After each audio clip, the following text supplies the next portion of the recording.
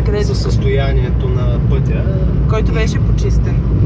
Който господин от Хасково твърдеше, че 30 и колко снегори наминават и поддържат пътищата в проходими за зимно условие. Това представляват зимните условия на магистралата.